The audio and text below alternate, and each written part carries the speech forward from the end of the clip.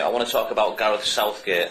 Brilliant. The chairman has this week, as we all know, thrown his weight of support behind the manager. He's basically saying it's collective responsibility. He wants to give Gareth the chance, or Gareth has convinced the chairman that he can get Middlesbrough out of the division at the first time of asking next season. So I'm really asking the panel, is Steve Gibson right to stick with Gareth Southgate? Gary, starting with you. Well, he's got behind him, he's given his full backing, so that's obviously secure with the manager and he's prepared now for the next season that's coming up. His record would suggest that you wouldn't stick with the manager because it's been a terrible season, as we've all seen. One thing I always think is when you're a manager or as a person in general, you can learn so, and that's the word which Gareth's been hammered about learning, but you can learn so much more about yourself and improve yourself so much more through going through negativity. So that's obviously the angle. Has he learned enough from this to put him in a better position to be a better manager to take us forward for next season? I mean, it's a risky one again, isn't it? He has to start the season right next season, because if he doesn't, I'm pretty sure the fans will turn quick, because they've been very, very patient. The Championship is not an easy place, as we well know. It's very difficult to get out of. We've played in it. We've played in it. It's very, very difficult to get out of it, and it's a big league this year, isn't it? If you look, of course it is, it's Newcastle and stuff, and we're going to be the big hitters that everybody with Newcastle are going to look to topple, which is different what we've been in the past, because we've been like, not the minnows, but we've been the small fish in a big pool. Now with the big boys. Yeah, I mean, I think Gareth's a very, very lucky man to still be in a job. At many other clubs, failure would be rewarded with the sack, so to speak, and he would have gone probably before the end of the season, as many other managers at lower league, the bottom half of the Premier League did. So he's done well to survive. He's got great backing from the chairman. He's got to repay that faith, to be honest. He's got to show that he can do it. I mean, I know Gary and Bernie. I mean, people who've been in the game and know the game, and I know that Gareth knows the game inside out. There's no doubt about that. What he doesn't know, about the game, I'll never learn. But he still has to show that he can put together a side and manage it. And that is really where you think he's probably gone wrong this season. He hasn't managed the side. Maybe he hasn't motivated them as well as he could have done. And that's been the problem. I think he knows formations, he knows systems, he knows how to play the game, he knows what's needed. He's got to bring in the right player, this type of player this summer. He knows he has to change the side around, and I think he will do that. What he has to show that he can do is get the best out of them, and I think he's very much under the spotlight next season.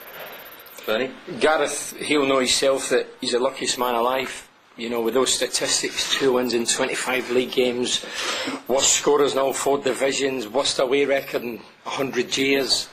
He must pray every night and thank God that he's got a chairman like Steve Gibson. Why Steve Gibson's sticking by him, I think it's quite clear and evident now that the chairman has, along with the chief exec, made key decisions. It's not just Gareth Southgate. I think if it was purely Gareth Southgate's decisions throughout the season, who's selling, who's coming in, I think it'd been sacked long ago. I mean, there's no other club in the country, or Middlesbrough's history, Eric's been around 25 years, any other manager in Middlesbrough's history with these statistics would have been thrown the river Tees with a lead weight round his ankles. I'm not sitting here saying sack Gareth, but there's something seriously wrong behind the scenes. Everybody's backing each other, but we've had a dreadful season. I heard last night or yesterday that certain coaches will be losing their jobs. Well, for me, getting rid of certain coaches, that's the easy targets. I think some of the big hitters, their jobs have to be scrutinised. It's easy, sacking a couple of coaches to say, oh, we're revamping things, but easy targets for me. I think there's guys within the club getting away with murder. Thanks, Bernie. I mean, looking at it from the outside, and as Eric said, you guys have played football, we haven't, but we look at Gareth's record, and as Eric says, he's a very lucky manager to be still in the job. I think he would agree to that's the case.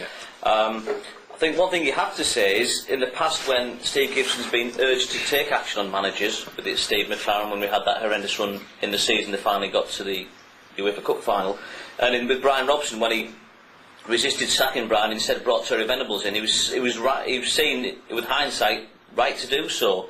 So Steve Gibson's track record of sticking by people when everybody else would have probably kicked them into touch is a fairly good one. I think Bernie's got a good point, is that there is a lot of collective responsibility there. I think they were all privy to and party to the transfers that were done. And my worry about Gareth is not as we know, he's a well-respected person. He's a good guy for us in the media to deal with. The one thing we've got to question, as Eric says, is putting a team out on the pitch to do a job. I would question his judgment in the transfer market. I think virtually every player he's got out has been better than the players he's brought in. That's a generalisation, but you look at Morrison's gone, he hasn't been replaced really by anybody better, and he was homegrown. Catamol's gone, his replacement hasn't proved himself yet. Schwarzer went for probably very good reasons, but was he right to drop Turnbull when he did? Should he have brought Brad Jones in for as long as he did, when Turnbull really didn't do a lot wrong? There's a lot of question marks over his judgment of players. You touched on Ali Adier, hasn't done it as far as I'm concerned in the two and a bit seasons he's been here. So, but in your view, Jeff, Gareth, lucky man to have a job. Gareth, was it the right decision to keep? Yeah, I mean, like the lads have said, Steve Gibson is touted by everyone as the best chairman because he's loyal. And I desperately want Gareth to succeed because he's a nice guy. He's shown passion for the club, he's shown passion for the area. He lifted our first trophy. Rumour has it that he really got the dressing room together in that season when it was falling apart, that culminated with us getting to the UEFA Cup final. Well, if that rumour is true, he can do it. He can get the dressing room together, but it hasn't happened this season. And the longer the season's gone on, and we've listened to the comments in press conferences before and after games, and you've seen players leading the field shaking their heads, Taylor, McMahon, thinking, why am I being taken off? You just wonder if he needs some help. And a lot of younger managers have always had an Arthur Cox at Parks or someone like that around with the experience. So, it's a bit like, if you're going to change now. If not, we have got this management team until January, really. So I want him to succeed. I'd hate to see him leave the club booed out, because then you forget everything good he did for the club. John? Obviously, he's the luckiest guy in football, but obviously I think we go deeper. I follow Bernie's lead, and I think he's still in the job because he's not a boat rocker. He's a guy that'll nod his head. He hasn't got the strength to stand up and say, well, look, I'm not doing that. This is the way I want to do it. He's been operated, unfortunately. Gareth's been used as a puppet at the end, and people are operating from behind. And that's what I find difficult. When he comes out after match and saying, oh, well, there's positives coming out of the game, you could write a sheet down of what he's going to say afterwards. It's all pre-planned. It's never coming out and saying, look, we were absolutely terrible today, and going for it. And that's what I'm looking for in as a manager. If we can't do that, obviously the chairman's backed into the hilt. We need somebody in there. We need a strong number two to, be the good cop, bad cop. Thanks, Sean. Vic? I think just changing the perspective slightly and taking it away from Gareth, I think one of the key elements is that when Steve McLaren left, they designed a new structure at the club, and they're putting in place now a setup within the club that will make it sustainable, can work on a lower cost base. There's going to be limitations on the budget on the play-in side because they want to develop an infrastructure elsewhere. And there's a very complex series of changes going on at the club. And if that's the design of Steve Gibson, and over the course of 20 years, there's no question that he's done incredible things at the club. He's financed a completely different club to the one we all knew. Now, I think it's important to remember that Gareth Southgate took that job on the understanding that this was the way the club was operating. And there wouldn't necessarily be the transfer war chest every season that other managers had in the past. Each investment would have to be argued for on a case-by-case business plan and part of costed investment. But doesn't that make it all the more important the manager has to be the best kind of manager in the world, which is operate on the... Well, when it comes to that, let me just outline what I believe the situation is. But this is what I think Steve Gibson's thinking is. That he's brought in a man that he can work with. There's a good fit there between his plan and what Gareth's prepared to accept. Now, we talked about this before, that if you advertise that job, if you put, in Premier League Manager Weekly, if you put a job advert on the basis of those specifications, very, very few experienced managers would be interested. Yeah, but part of the plan wasn't to go down. I don't dispute that. Well, Sure. I think it's an interesting question, because what has happened is obviously a major setback, and there's no question about that. But Steve Gibson is determined to see this plan through, which is why I think there's been no pressure on Gareth Southgate, because as far as the management are concerned, as far as Gibson's concerned, and Keith Lamb and Neil Bowser, in a lot of ways, the plan is actually on target.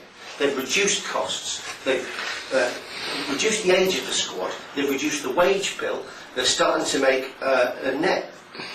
They're no longer making a vast net loss on transfers. In economic terms, the model is working. Now, fans don't care about that. We don't care. Well, we about don't, no. budgeting. No. We don't care about No. business, how the accountants look at things, or what the tax structure. We don't care about that. All fans are concerned about is the bottom line on a Saturday. But Steve Gibson's looking at a different type of club and a different type of structure that's going to take the club forward over X, Y years. The problem he has is if he gets rid of Gareth now and rips up that model, at what cost, at what investment, and what new manager is going to come and take over? And clearly he said if it doesn't work come October, November, he's going to have to look at it again. But I think we should remember that Gibson is not looking just at results on the pitch, he's also looking at results off the pitch. Thanks, Vic.